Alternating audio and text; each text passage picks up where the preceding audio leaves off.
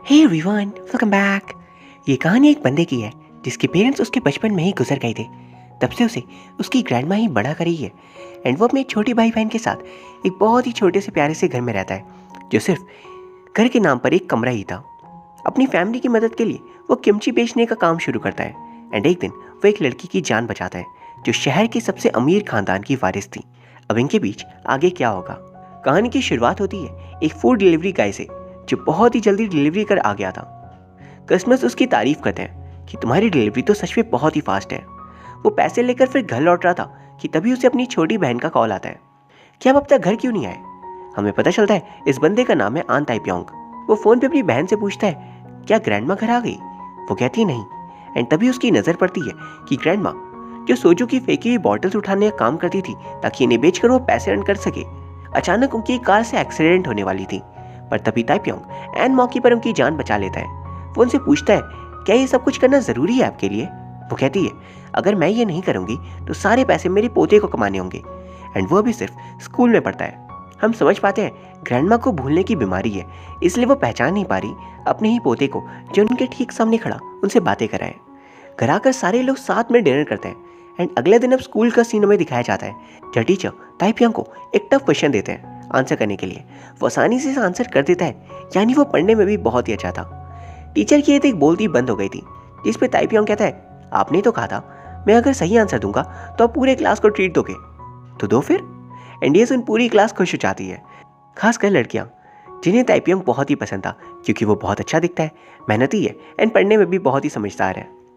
ये देख क्लास का जो सबसे अमीर बंदा था नामसू, उसे जलन हो रही थी कि ये फूड डिलीवरी गाय को सब इतना पसंद क्यों करती है, उसे क्यों नहीं। अब स्कूल के बाद ताइप्योंग एक लोन शार्क से मिलता है जिससे उसके फादर ने बहुत लोन ले रखा था एंड उनके जाने के बाद ताइप्योंग धीरे धीरे इसकी रीपेमेंट कर रहा है, वरना ये लोग उसकी फैमिली को नुकसान पहुंचाते हैं।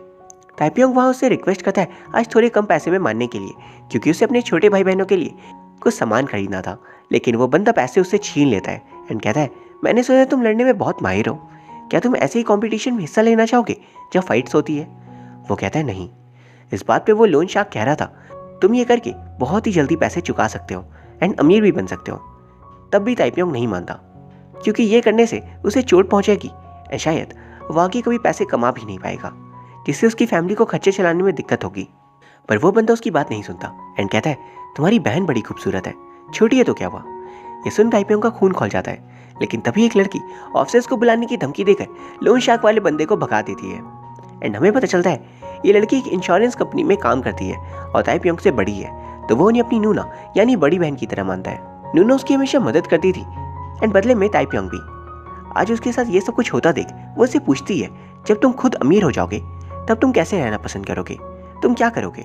वो बड़े सीधे और साफ तरीके से कहता है मैं उनकी मदद करूंगा जिन्हें जरूरत हो, जो पैसों के कारण चीजें अफोर्ड नहीं कर सकते एंड जिन्हें भी इस वजह से मुश्किल हो रही है मैं उनकी लाइफ में एक मदद बनने की कोशिश करूंगा। फिर अगली सीन हम देखते हैं क्लास का वही अमीर स्टूडेंट नामसू और उसके कुछ दोस्त एक बच्चे को मार रहे थे क्योंकि वो उनकी बात नहीं सुनता। तभी वहाँ ताइप्योंग आ जाता है। नामसू चाहता तो था ताइप्योंग से लड़ना, लेकिन लड़ता नहीं, शायद वो घबरा गया था कि अगर ताइप्योंग से वो हार गया तो उसकी बहुत बेइज्जती होगी। एंड वहीं फिर अगले दिन स्कूल का सीनियर ताइप्योंग को अपनी मदद के लिए बुलाता है। वहाँ उसका एड फोटोशूट चल रहा था, लेकिन ताइप्योंग भी बहुत ही वेल ड्रेस्ड एंड हैंडसम लग रहा होता है, तो फोटोग्राफर उससे पूछते हैं इस शूट के बाद तुम मेरा इंतजार करना, मैं तुम्हारी भी पिक्चर्स क्लिक करूंगा ताकि चेक कर सकूं एड शूट के लिए कौन बेस्ट लगेगा। ये देख सीनियर ताइप्योंग को बर्गर लाने भेज देता है ताकि वो ताइप्योंग को बिजी रख सके। एंड वहाँ पे अचानक कुछ गुंडे पैसे लूटने आ गए थे। स्टोर ओनर ऑफिसर्स को किसी तरह खबर कर देते हैं एंड ये देख गुंडे सामने बैठी लड़की को पकड़ लेते हैं। ताइप्योंग के देख जल्दी से सामने रखा पैसों से भरा बैग उठा लेता है एंड कहता है ये लो और लड़की को छोड़ दो। वो लोग बैग ले लेते हैं लेकिन लड़की को नहीं छोड़ते, तो वो उन्हें लात मारता है और उसे बचा लेता है एंड दोनों एक टक्कर की वजह से गले लग जाते हैं। फिर ऑफिसर्स उन गुंडों के पीछे जाते हैं जहाँ गुंडों का लीडर ये देख बोल कर जाता है दोबारा मुझे दिखना मत। फिर उस घबराई हुई लड़की के सिर पर वो बैंडेड लगा देता है एंड कहता है घबराना मत। फिर वो वहाँ से भागते हुए शूट की लोकेशन में पहुँचता है, पर अब तक शूट खत्म हो चुका था एंड उसे दुख होता है कि सीनियर ने जानबूझकर उसे बाहर भेजा था। खैर वहाँ एक फ़ायदा उसका ज़रूर होता है कि फोटोग्राफर स्टूडियो को साफ करने के बदले उसे अच्छे पैसे देते हैं। वहीं दूसरी तरफ वो लड़की से ऑफिसर्स पूछते हैं अंदर क्या हुआ। वो ताइप्योंग के हीरोइक काम के बारे में डिटेल में बताती है एंड उनसे रिक्वेस्ट करती है कि वो उसे जल्द से जल्द ढूंढे। एंड वहाँ हम देख पाते हैं कि उसके पास ताइप्योंग का एक पेंडेंट रह गया था एंड अपने घर पर इस बारे में याद कर वो बहुत खुश थी कि उसका सेवियर, उसका प्यार उसे आखिरकार मिल गया। लेकिन उसे ढूंढूं कहाँ पे, उसे तो उसका नाम तक नहीं पता। वही हम देखते हैं ताइपियोंग जब घर आता है तो उसकी छोटी बहन उस पर नाराज थी कि आप आज भी देर से आए हो, क्या आपको अपनी फैमिली की कोई फिक्र नहीं। दरअसल आज उनके पेरेंट्स का मेमोरियल का दिन था, तो वो लोग फिर रिचुअल्स करते हैं, जिसके बाद हमें दोनों सिबलिंग्स के बीच एक प्यारी सी बॉन्डिंग दिखाई जाती है। अब अगली सुबह 4 बजे ही ताइपियोंग उठ जाता है, क्योंकि उसका स्कूल लगभग 7 बजे के करीब था, तो इससे पहले उसके पास 3 घंटे बचते हैं जहाँ वो पैसे कमा सकता है। वो न्यूज़पेपर्स डिस्ट्रीब्यूट करता है, सौना की फ्लोर को वॉश करता है, मॉल की साफ सफाई करता है, एंड फिर स्कूल के बाद उसके एक फूड ट्रक चलाने का बिजनेस भी है। इन शॉर्ट, बंदा दिन भर काम करता है। क्लासेस के दौरान हमेशा की तरह वही अमीर बंदा नामसू ताइपियोंग को देख जेलस था, और वह हमें एक और बात पता चलती है कि जिस लड़की की जान ताइपियोंग ने उस दिन बचाई थी वो एक्चुअली में नामसू की बहुत ही अच्छी दोस्त है, एंड उसका नाम है आरा। आरा नामसू को बताती है कि एक लड़के ने मेरी जान बचाई, वो पास के स्कूल का एक स्टूडेंट है। एंड ताइपियोंग के हाथों में चोट देख नामसू समझ जाता है वो बंदा जरूर ताइपियोंग ही है। स्कूल से घर आते वक्त आरा नामसू से पूछती है कि अगर उस बंदे के बारे में कुछ भी पता चले तो मुझे जरूर बताना, लेकिन नामसू कुछ नहीं बताता। स्कूल से घर आते वक्त अचानक वही बर्गर शॉप वाले गुंडे ताइपियोंग के पीछे आ जाते हैं और किसी तरह वो उनसे बच कर निकलता है। आज आरा का बर्थडे भी था, लेकिन कोई उसके साथ रहने वाला नहीं। वो अकेले डिलीशियस खाना खा रही थी, पर फिर बोर भी हो रही थी, तो वो ताइपियोंग को ढूंढने निकल जाती है। वो जाकर पुलिस स्टेशन में ऑफिसर से पूछती है कि आपको वो बंदा मिल गया क्या। वो कहते हैं ऐसे ही किसी बंदे को हम नहीं ढूंढ सकते, तो वो खुद उसे रास्ते में ढूंढने लगती है। एंड उसे तो ताइपियोंग नहीं दिखता, लेकिन हम एज एन ऑडियंस उन दोनों को आसपास देख पाते हैं। जब ताइपियोंग कॉफी शॉप में काम कर रहा था, एंड उसी रास्ते से आरा आगे पास हो जाती है। फिर वो आगे निकल जाती है, एंड वही ताइपियोंग अपने बॉस को परेशान देख उनसे इस बात का कारण पूछता है। वो बताते हैं उन्हें जल्द से जल्द पैसों की जरूरत है, वरना उनकी शॉप को बंद करवा दिया जाएगा। लेकिन तुरंत उनकी मदद इस बात में कौन करेगा।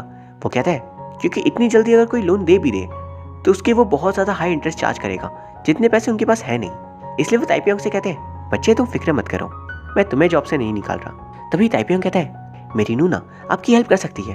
एंड हम देखते हैं नूना उन्हें बहुत ही कम इंटरेस्ट पे डिसाइड अमाउंट लोन दे देती है, क्योंकि उनकी शॉप की कंडीशन काफ़ी अच्छी थी। एंड इस बात पे वो ताइपियोंग का दिल से शुक्रिया अदा करते हैं कि तुम नहीं होते तो पता नहीं मेरा क्या होता, क्योंकि वो एक सेवियर की तरह उनकी ज़िंदगी में आया। ये सब कुछ दूर से आरा देख लेती है, और वहाँ से ताइपियोंग का नाम पता चल जाता है। उसे इतनी बड़ी फर्म के सामने देख आरा को लगता है कि ताइपियोंग कोई बहुत ही वेल्दी फैमिली से बिलोंग करता है, जितनी कम उम्र में ही बहुत ही ज़्यादा सक्सेसफुल है। एंड वह वो कॉल कर नामसू को बताती है कि उसका नाम है ताइपियोंग, आन ताइपियोंग। एंड इसी सेम नाम का एक लड़का तुम्हारे क्लास में भी पढ़ता है ना, जिसके बारे में तुम हमेशा बात करते हो, तो तुमने मुझे इस बारे में बताया क्यों नहीं। वो कहता है ऐसे बहुत से लड़के पढ़ते हैं, मैं कितनों को याद रखूंगा। वैसे अगर तुम्हें डेट ही करना है तो मुझे कर लो। वो फ़ोन इस बात पर कट कर देती है, एंड ताइपियोंग को ढूंढने निकल जाती है। उसका पीछा करते हुए वो उसके घर तक पहुंच गई थी, लेकिन उसका घर इतना छोटा सा था कि वो समझ ही नहीं पाती कि ये कोई घर भी है। एंड वो आसपास देखने लगती है कि तभी ताइपियोंग बाहर आता है, एंड उसे उस घर से बाहर निकलता देख वो बेहोश हो जाती है, क्योंकि उसे उम्मीद थी ये कोई राजकुमार होगा, लेकिन ताइपियोंग एक गरीब बंदा निकलता है। अब अगले सीन हम देखते हैं उसकी आंखें खुलती है, एंड आसपास ग्रैंड माँ और ताइपियोंग की छोटी बहन थे। ताइपियोंग उसे आकर देखता है, उसके पास बैठता है। वो उसे बताता है तुम किसी वजह से बेहोश हो गई थी, ये लो ये पियो। एंड वही ग्रैंड माँ ताइपियोंग के जाने के बाद आरा से कहती है सिर्फ आराम करने का इरादा है क्या, चलो बर्तन साफ करो। अब उन्होंने इतनी मदद की थी तो ये करना तो बनता है। वहाँ ग्रैंड माँ उसे बताती है क्या तुम उसकी गर्लफ्रेंड हो, क्योंकि आज से पहले वो किसी भी लड़की को यहाँ लेकर नहीं आया। आरा कहती है नहीं आप गलत समझ रहे हैं, ऐसी कोई बात नहीं है। लेकिन मनी मन वो कहती है सोचा तो यही था, लेकिन हो नहीं पाया। वही फिर ग्रैंड माँ से कह रही थी ताइपियोंग एक बहुत ही अच्छा बच्चा है, उसके पेरेंट्स बचपन में ही गुजर गए, तब पूरे घर में अफरा तफरी मच गई थी। लेकिन ताइपियोंग ने हिम्मत नहीं हारी एंड डबल मेहनत करना शुरू कर दिया। जब उसकी उम्र के बच्चे खेल कूद करते थे तब वो घर चलाने के लिए पैसे कमाने का काम करता था, सुबह से देर रात तक। आरा को ये सब जानकर शौक लगता है कि उसे ताइपियोंग को जज करना नहीं चाहिए था। फिर वो नामसू से मिलकर पूछती है वो पढ़ने में कैसा है। नामसू थोड़ा डाउन प्ले कर रहा था कि ठीक ही है, लेकिन तभी ताइपियोंग का दोस्त आकर उसे सच्चाई बताकर चला जाता है कि वो टॉपर है। एंड ये बात सुन उसे बहुत खुशी होती है। अब अगले दिन स्कूल के बाद वो ताइपियोंग का पीछा कर रही थी, एंड वही बात नोटिस कर लेता है एंड उसे पूछता है तुम करना क्या चाहती हो। वो उसे पेंडेंट लौटाते हुए कह रही थी, पर तभी वो उसकी बात को काट देता है। एंड पेंडेंट को देख ताइपियोंग कहता है ये तुम्हारे पास था। वो बहुत खुश होता है, एंड उसे वही भूल कर वो अपने बाकी के काम के लिए निकल जाता है। उसे जाता देख आरा सोचती है तुम कहाँ जा रहे हो। वो उसके पीछे पीछे जाने लगती है, एंड शी फाइंड्स आउट कि वही फर्नीचर शॉप पे काम कर रहा था। वहाँ वो उसे बात करना चाह रही थी, या यूँ कहें अपने दिल की बात बताना चाह रही थी। लेकिन होने वाली पोटेंशियल गर्लफ्रेंड जो कि एक्सट्रीमली रिच फैमिली से बिलोंग करती है, ताइपियोंग उसे फर्नीचर शॉप पे काम करवाने लगता है, जो उसने कभी भी नहीं किया था। लेकिन ताइपियोंग के लिए वो ये भी कर जाती है। वहाँ वो नोटिस करता है कि यहाँ के ओनर को भी पैसों की ज़रूरत है। तो इस बात पे ताइपियोंग उसे अपने साथ नूना के पास लेकर आता है, जहाँ उनके पीछे पीछे आरा भी आ जाती है एंड उसे पूछती है ये लड़की कौन है। वो सोच रही थी ये इसकी गर्लफ्रेंड तो नहीं। वो कहता है ये मेरी नूना है। वो पूछती है ब्लड रिलेशन है क्या। वो कहता है नहीं। अब नूना का कोरियन मीनिंग होता है बड़ी बहन या फिर आपसे कोई बड़ी आपकी फीमेल फ्रेंड।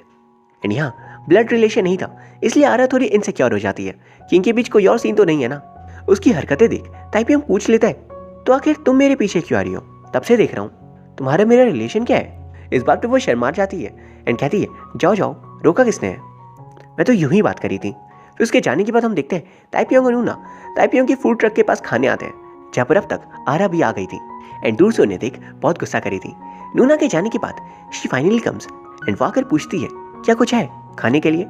पैसे देने की जब बारी आती है तो वो कहता है कैश निकालो। वो कहती है कैश कौन लेकर घूमता है, लो मैं तुम्हें ऑनलाइन पे कर देती हूँ। जिस पे ताइपियोंग कहता है अच्छा तो लड़कों का नंबर लेने का ये ट्रिक है तुम्हारे पास। आरा की इस बात पे बोलती बंद हो गई थी, क्योंकि इतने दूर तक का तो उसने भी नहीं सोचा था। फिर वो उसके करीब आकर उससे अपना नंबर देता है एंड कहता है पैसे मैं ऑनलाइन नहीं ले सकता क्योंकि मेरे पास स्मार्टफोन नहीं है। वो शॉक में चली जाती है, आज के ज़माने में स्मार्टफोन तो सबके पास होते हैं। तभी अचानक बारिश शुरू हो गई थी एंड दोनों भीगते हुए भागकर घर आ जाते हैं। ये मोमेंट्स आरा के लिए बहुत ही स्पेशल थे। लेकिन ताइपियोंग के घर आकर वो देखती है कि घर के रूफ से भी पानी लीक हो रहा है एंड जितनी भी चीज़ें वो लगा दे लीकेज रुक नहीं रही थी। एंड यहाँ ये सब चीज़ें देख वो थोड़ी परेशान हो जाती है, क्योंकि उसके लिए ये सब कुछ बहुत ही नया था। वो फिर उसकी थोड़ी मदद भी करती है, जिस बीच एक सडन रोमांटिक मोमेंट उनके बीच बन जाता है। लेकिन काम भी करना है तो इसे भूल जाओ। फिर हम देखते हैं अगले दिन वो तैयार हो रही थी, क्योंकि आज दोबारा वो ताइपियोंग से मिलने वाली थी। 20 ड्रेसेस चेंज करने के बाद फाइनली उसे एक परफेक्ट ड्रेस मिल जाती है। इतना बन के वो इस उम्मीद के साथ उससे मिलने जाती है कि पहली नज़र में ताइपियोंग उसके प्यार में आ जाएगा, बट होता इसका बिल्कुल उल्टा है। वो उसे देख कहता है फैशन शो में जा रही हो क्या, ऐसे ड्रेसेस कौन पहनता है। बंदी के सारे अरमान टूट जाते हैं। यही नहीं, वहाँ पर वो उसे अपने फूड ट्रक में काम करवाने लगता है एंड बाकी कस्टमर्स को तो वो कस्टमर्स के जैसे ट्रीट करा था, लेकिन आरा को वो यहीं ज्वाइन करवा लेता है एंड उसकी मदद के बाद वो उसे पैसे भी देता है, क्योंकि उसने मेहनत की थी। आरा के लिए एक्सपीरियंस काफ़ी नया था कि काम करने पर सामने से पैसे मिल रहे हैं एंड वो इतनी अमीर थी तो ये पैसे वैसे भी उसके लिए कोई बड़ी अमाउंट नहीं थी, लेकिन ताइपियोंग ने दिए तो वो खुशी खुशी रख लेती है। फिर जब वो दोनों लौट रहे थे तो वो उसे जिद करती है कि प्लीज़ चलो ना, हम दोनों कहीं चलते हैं खाना खाने के लिए, मैं पैसे पे करूंगी। वो इस बात पे मान जाता है एंड दूर से उन्हें देख नामसू बहुत गुस्सा हो रहा था। अब अगले सीन में ताइपियोंग एक पार्क के पास बैठा था। अचानक उसे उसका दोस्त बुरी हालत में मिलता है। उसकी हालत उन्हीं गुंडों ने ऐसी की थी क्योंकि उस दिन के इंसिडेंट में ताइपियोंग के कारण उनका भारी नुकसान हुआ था। अब वो ताइपियोंग से इसका हिसाब बराबर करने आए थे। भूले भटके कॉफ़ी लेकर आरा भी वहाँ पर आ जाती है एंड वो गुंडे उस पर भी हमला करने जा रहे थे, लेकिन जब बात आरा पे आती है तो ताइपियोंग रुकता नहीं। उनके बीच फाइट होने लगती है, लेकिन इतने लोगों के सामने वो अकेला क्या ही कर पाता। आरा नामसू को बहुत रिक्वेस्ट करती है कि वो उसकी मदद के लिए आ जाए एंड फाइनली वो मान जाता है। अब इसे देखकर लगता नहीं कि ये कुछ कर पाएगा, बट नामसू रहता है एक ब्लैक बेल्ट चैंपियन। वो अकेले ही ऐसे 10 को पीट सकता था, तो इन्हें हराना इसके लिए कौन सी बड़ी बात थी। सब कुछ खत्म होने के बाद ऑफिसर्स भी वहाँ पर आ गए थे एंड अब अगले दिन से स्कूल में ताइपियोंग आना बंद कर देता है। सभी को उसकी बहुत फिक्र थी एंड ये देख नामसू आरा को फ़ोन कर पूछता है, लेकिन वो फ़ोन पिकअप नहीं करती। वो खुद से कहता है जब मेरी मदद चाहिए थी तब 20 बार कॉल किया और वो फ़ोन ही नहीं उठा रही, एक थैंक यू तो बोल ही सकती थी। वहीं जब नामसू स्कूल से बाहर आता है तो पहले आरा वहाँ पर खड़ी थी। ताइपियोंग के इंतजार में नामसू उससे नजरें मिलाता है, लेकिन फिर चला जाता है। वहीं आरा भी ताइपियोंग को ढूंढने हर वो जगह जाती है जहाँ भी वो मिल सकता था, लेकिन बंदे का कहीं भी नामो निशान नहीं होता। वो थक हार कर उसके घर चली आती है, जहाँ ताइपियोंग की छोटी बहन आरा को बताती है कि आज उनका बर्थडे है, पर फिर भी वो बाहर गए हैं कार वॉशिंग के लिए। ये सुन आरा भी वहाँ पहुँच जाती है एंड उसे रोकने लगती है, जिसमें ताइपियोंग कहता है क्या ये काम तुम्हें छोटा नजर आ रहा है इसलिए तुम मुझे रोक रही हो। वो कहती है नहीं, तुम काम तो बहुत करते हो एंड पैसे भी कमा लेते हो, लेकिन क्या अपनी फैमिली के बारे में सोचते हो। वो तुम्हारी कितनी फिक्र करते हैं। आज तुम्हारा बर्थडे है तो एटलीस्ट आज तो तुम उनके साथ रह सकते हो। उसकी छोटी बहन भी तभी आकर उसे कहती है प्लीज़ चलिए ना, एंड वो इस बात पे मान जाता है। उसे रियलाइज़ होता है कि वो सही कह रही है एंड दोनों फिर घर चले आते हैं। रास्ते में उन्हें शॉप ओनर एंड नूना मिलते हैं एंड साथ ही ताइपियोंग का दोस्त और नामसू भी, जो खुद उसके लिए बर्थडे गिफ्ट खरीद कर आया था बट देने में शर्मा रहा था। फिर सभी मिलकर साथ में खाना खाते हैं एंड वह नामसू के पास आकर ताइपियोंग की छोटी बहन बैठ जाती है, क्योंकि उसे नामसू के ऊपर बहुत ही बड़ा क्रश था। एंड वही नूना और ताइपियोंग को क्लोज देख दोबारा आरा को जलन हो रही थी एंड उसके रिएक्शन को देख ताइपियोंग पूछ ही लेता है क्या तुम मुझे पसंद करती हो, अगर हाँ तो भूल जाओ, मैं हाँ नहीं बोलने वाला, मुझे बहुत से काम है, रिलेशनशिप की मुझे बिल्कुल फुर्सत नहीं। सभी इस बात पे आरा पे हंसने लगते हैं, जिस पे आरा कहती है हाँ तो रिलेशनशिप में आने के लिए कहता कौन है? मुझे भी नहीं आना। फिर सभी एक दूसरे से पूछते हैं कौन किसे पसंद करता है। बात जब नूना पे आती है तो वो सभी की तरफ एक बार अपनी नजरें घुमाती है, इंडिकेटिंग कि इनमें से किसी को वो पसंद करती है। एंड जब उसकी नजर टाइपिंग पे जाती है तो आरा दोबारा चिल्ला रही थी, तो सब उसे चिढ़ा रहे थे। और इसी हंसी मजाक के साथ ये प्यारी सी कहानी खत्म हो जाती है। ये कहानी हमें एक बंदे के स्ट्रगल को दिखाती है, एंड साथ ही एक बहुत ही अमीर लड़की को भी, जो खुद को एडजस्ट करने की कोशिश करती है उस बंदे के लाइफस्टाइल में। आई रियली होप आपको ये वीडियो पसंद आई होगी। ये ड्रामा बहुत ही प्यारा था, जो हमें एक बात सिखा कर जाता है कि सिचुएशन चाहे जैसी भी हो, बुरी हो या अच्छी, आपको खुद से मेहनत करना कभी नहीं छोड़ना चाहिए, ताकि बुरी सिचुएशन को भी आप अच्छे में बदल सको, एंड अच्छे को और बेहतर में एटलीस्ट बनाए रख सको। आन ताइपियों के पेरेंट्स नहीं थे, वो अकेला था, लेकिन उसने इन्हीं 24 घंटों में खुद के लिए एक्स्ट्रा समय ढूंढा, जिससे वह समय बचाकर अपनी फैमिली की भी हेल्प कर सकता है। कहानी का सेंट्रल थीम उसके और आरा के बीच की प्यार की थी, लेकिन इसमें नामसू भी बहुत इंटरेस्टिंग कैरेक्टर के रूप में सामने आता है, जो दिल से बुरा नहीं था, जस्ट कभी कभार लोगों को थोड़ा परेशान करता था। अगर आपको ये वीडियो पसंद आई then please subscribe to the channel and video को भी लाइक कर दीजिए। Thank you very much for watching. See you soon.